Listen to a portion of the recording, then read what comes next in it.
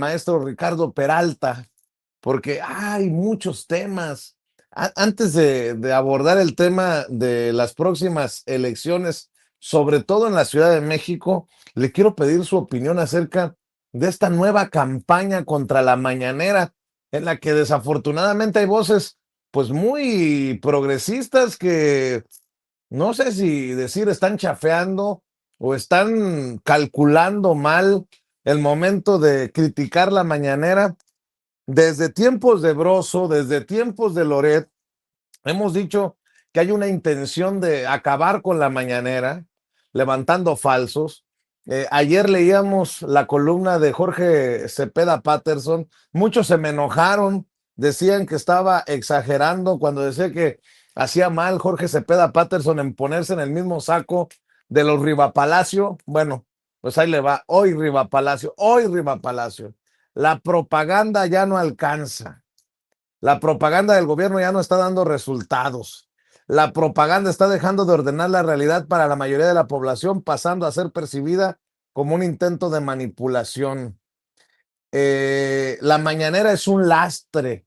No, no es Cepeda Patterson, es Raimundo Rivapalacio. Cepeda Patterson dice que la polarización desde la mañanera es culpa de los amarranavajas, pero como nos mete a todos en el mismo saco, por eso digo, ¿qué está pasando?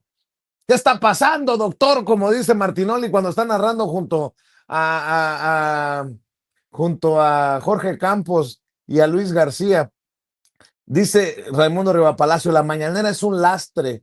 No es lo mismo que el actor central de ese circo sea un vago que aprendió en el PRI el arte de la elasticidad como lo es Andrés Manuel López Obrador, que Sheinbaum, que no tiene esa formación, ni la cara dura o la capacidad histriónica para salirse del hoyo con una broma o dejar que todo se le resbale sin mostrar su nerviosismo o su mal humor.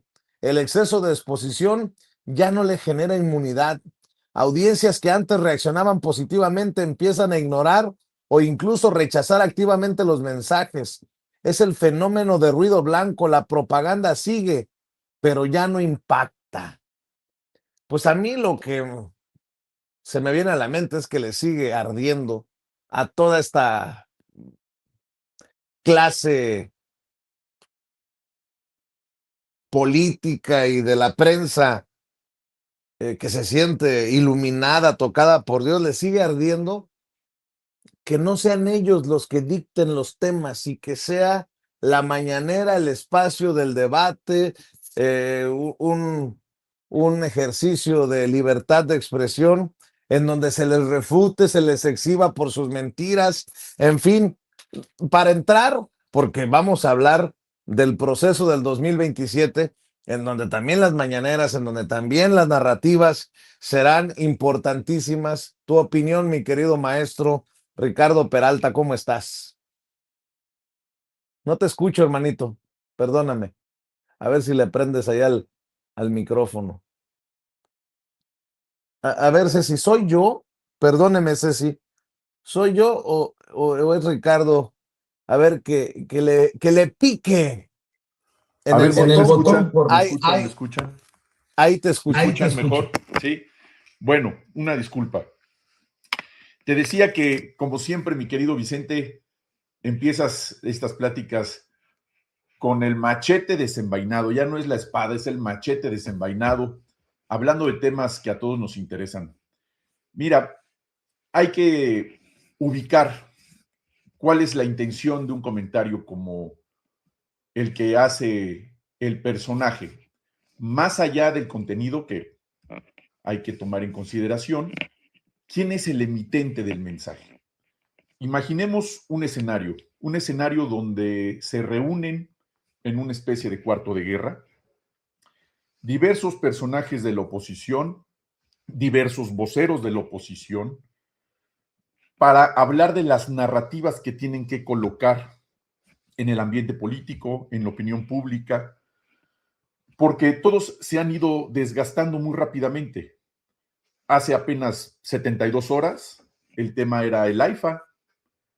Hace algunos días han tratado de refritear temas como el huachicol, han hablado acerca de la reforma electoral, y han visto que los temas que toca la oposición y que son posicionados en sus medios de comunicación, ya no podemos hablar de manera plural los medios de comunicación, no, en sus medios de comunicación tienen la intención y son medidas los posicionamientos, cuánto tiempo permanecen en la opinión pública. Imaginemos ese escenario. ¿Qué les está pasando a los voceros y a los comunicadores de la oposición? Que no logran mantener los temas en la opinión pública porque las mediciones de impactos, de miles o millones de impactos, no son suficientes porque los impactos son de bots. Las replicaciones orgánicas de personas reales, de carne y hueso, son mínimas. Por eso se caen muy rápidamente. Tienen sin duda un impacto importantísimo, ficcioso. ¿Por qué? Porque son también calculados con base a los impactos de los propios robots. ¿Qué significa esto? Que dentro de los programas que tienen de inteligencia artificial, venden que llegaron a tantos millones de personas, incluso en el extranjero.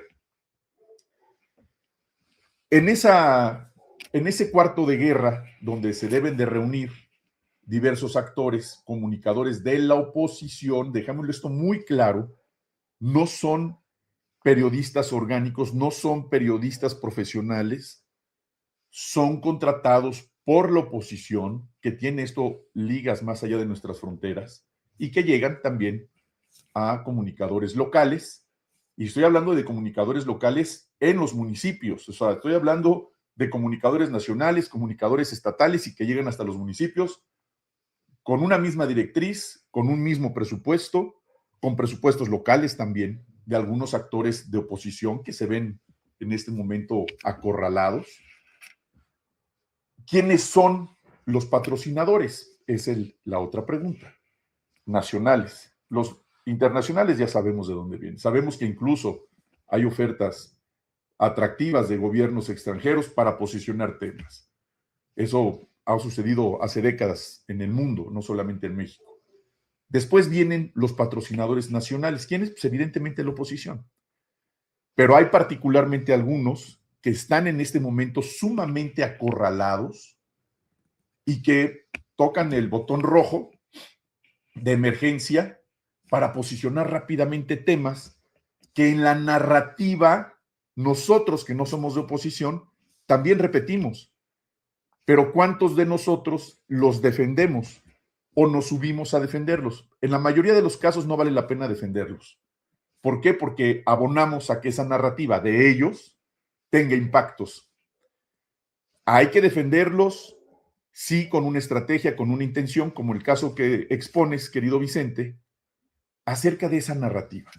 La mañanera no tiene el impacto que tenía con López Obrador. Esa es la narrativa. Hay que denostar la figura de la presidenta Claudia Sheinbaum porque no tiene el mismo impacto en las mañaneras. A ver, partamos de algo.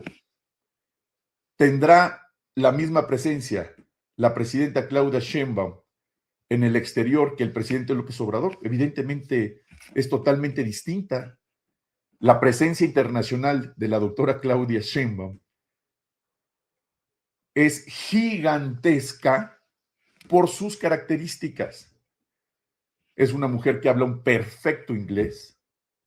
Es una mujer que tiene una trayectoria académica totalmente distinta a la del presidente López Obrador. Y a ella le ha interesado reunirse con líderes de otros países.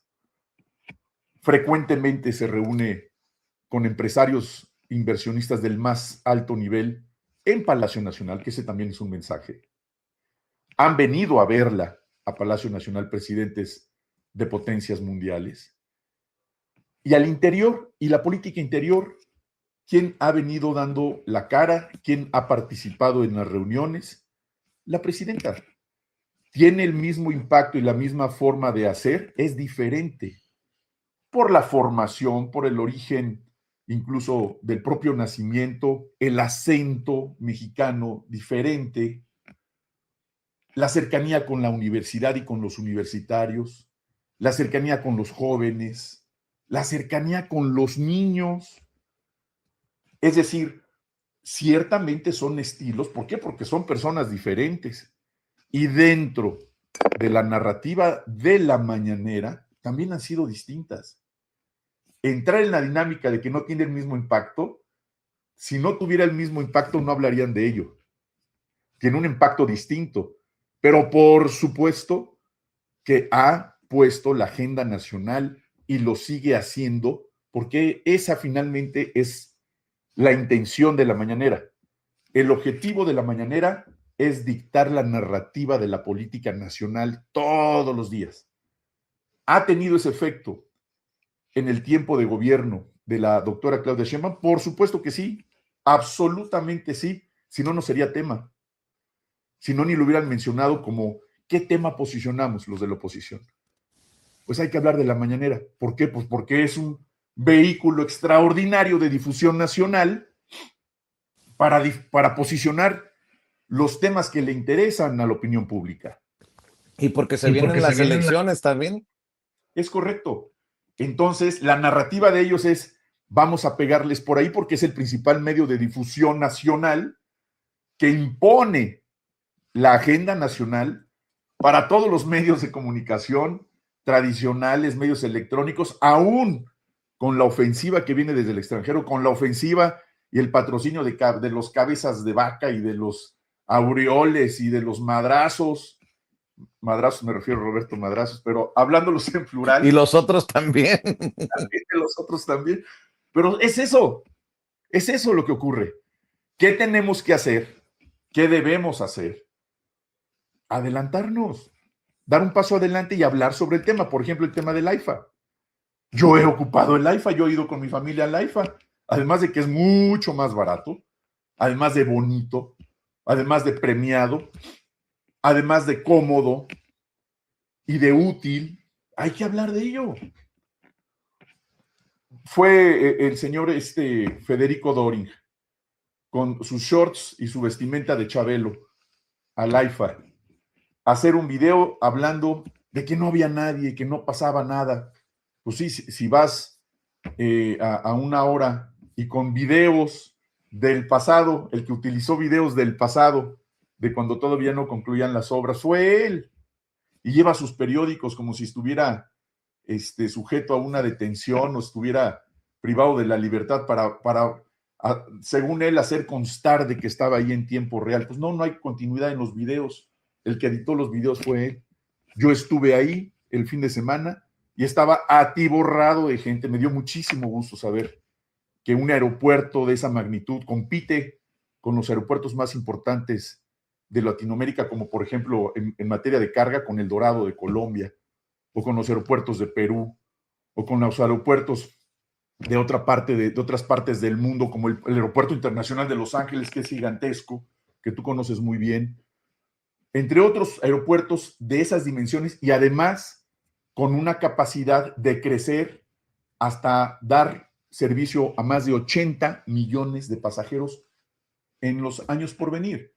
Tiene una capacidad de expansión tremenda, hay terreno por todos lados en el aeropuerto Felipe Ángeles. Entonces, se les van acabando las argumentaciones a la oposición, y es por ello que esa nueva narrativa y otras más que van a seguir en la lista de prioridades de la oposición, imagínense, su prioridad en los temas de narrativa para efecto de publicitarlo en los medios de comunicación es la mañanera. ¿Qué pasa con ello? Que la gente va a ver la mañanera, que la gente va a escuchar a la presidenta, que la gente va a tomar en consideración las narrativas de la presidenta y del gobierno de México, porque ha sido uno de los países que con más dignidad, con más inteligencia, pero sobre todo con toda valentía y patriotismo, ha enfrentado estos embates que ahora estamos en tiempos de una paz muy frágil en el mundo. Pero México ha sobresalido internacionalmente por tener una presidenta que ha sabido defender a México con mucha entereza, con mucha inteligencia. Es verdaderamente una condición que nos debe llenar de orgullo. Y esto lo digo para propios y para extraños. ¿Qué pasaría si hubiéramos tenido un gobierno, imagínense ustedes, otro caso hipotético, como Xóchitl Gálvez? o Lili Téllez, o bueno, hablando de personajes que han querido aspirar a esa primera magistratura, Ricardo Anaya. ¿Qué es lo que han hecho cuando han gobernado la izquierda en este país? Se van a Estados Unidos, a Claro. esconderse a Estados Unidos. Imagínense lo que nos hubiera esperado como país, teniendo gente que se va a entregar a Estados Unidos. Y ojo, qué bueno que tenemos una relación respetuosa y de amistad con los Estados Unidos. Por supuesto que debe de seguir, institucional, pero quien se va y se entrega en una condición de esta naturaleza, ¿qué nos esperaría con los recursos naturales, como el valiente pueblo de Irán ha defendido su territorio, como Cuba, que una y otra vez han defendido su postura, no invaden Cuba todavía, porque Cuba no tiene nada que ofrecerles en recursos naturales, no tiene petróleo, tendrían que ir a administrar la tremenda pobreza que ellos mismos ocasionaron. Entonces, tenemos que seguir defendiendo las posturas del gobierno, de los gobiernos de la Cuarta Transformación a nivel federal, a nivel estatal y por supuesto también a nivel municipal. Y aquí hago un breve comentario respecto a lo que viene, que tiene que ver con todo ello. Las elecciones en la Ciudad de México son primordiales como mensaje político para el resto del país, incluso este mismo tema que está señalando, querido Vicente. Porque podemos ubicar algunas alcaldías que nunca ha ganado Morena, particularmente Benito Juárez. Desde el 97 que empezaron las elecciones en este territorio de lo que fue el Distrito Federal, que muchos que somos setenteros seguimos diciéndole Distrito Federal, sobre todo en el interior de la República, pero de esta gran Ciudad de México. Pero si vamos analizando cada una de las alcaldías donde se ha compartido con la oposición, el gobierno de las alcaldías, por ejemplo, Miguel Hidalgo. Bueno, para empezar, la diferencia entre los votos de Benito Juárez son 30,000 votos de diferencia si realmente se quisiera buscar obtener un triunfo por parte de Morena. Si hablamos de Coyoacán, si hablamos de Miguel Hidalgo, si hablamos de otras alcaldías que hoy gobierna Morena, pero que hay presencia sin duda de la oposición como Tlalpan, como Coyoacán, que llevan 2 periodos sin poder ganar en Morena, como la Cuauhtémoc, importantísima, que por supuesto también ha gobernado también la izquierda, pero que la oposición se resiste a soltar ese territorio, importantísima la Cuauhtémoc, donde un personaje que hoy gobierna ahí será el sereno TikTok y Facebook y lo que sea, pero trae la narrativa. Vamos a comprarle el boleto para enfrentarnos denostando, enfrentando una condición de frivolidad similar o buscando liderazgos inteligentes, académicos, con lógica, con presencia, que realmente logren convencer al voto duro de esas alcaldías, a la clase media, a la clase académica, a la clase profesionista que también vota y que en ciertas alcaldías incluso son los que tienen la definición en los triunfos. En estas alcaldías se gana con 5 o 10 mil votos de diferencia, pues son esos la diferencia. Existen los candidatos para acudir a una pelea de encuestas real, donde se dejen acompañar por los vendedores ambulantes, que son miles y muchos domiciliados en las alcaldías, con los comerciantes establecidos, con los transportistas, con los vecinos, en un ejercicio real, insisto, no un ejercicio de sectarismo, donde empiecen a ir haciendo una división de territorio solamente para grupos, para un grupo dentro de un propio partido, dentro de un propio sector, dentro de los gobiernos locales, me refiero a las alcaldías y el propio gobierno de la Ciudad de México, con las definiciones de los más cercanos a, pero los más lejanos a los electores. Los que tienen cercanía con los medios de comunicación, los que tienen empatía con los universitarios, los que tienen empatía con los empresarios que también votan y movilizan al electorado. Yo creo que todos estos factores, más allá que sin duda las encuestas serán las que definan esas candidaturas, se tienen que tomar en consideración incluso la frescura con la que se presenten los nuevos candidatos a esas posiciones, particularmente me refiero a las alcaldías. ¿Por qué? Porque recordemos también que hay 18 capitales estatales gobernadas por la oposición a nivel nacional. 18 capitales estatales gobernadas por la oposición. El mensaje de quiénes serán los candidatos para las alcaldías en la Ciudad de México impacta a nivel nacional el efecto y la definición también del electorado nacional. Por supuesto que sí, es un mensaje político, es un mensaje de narrativa.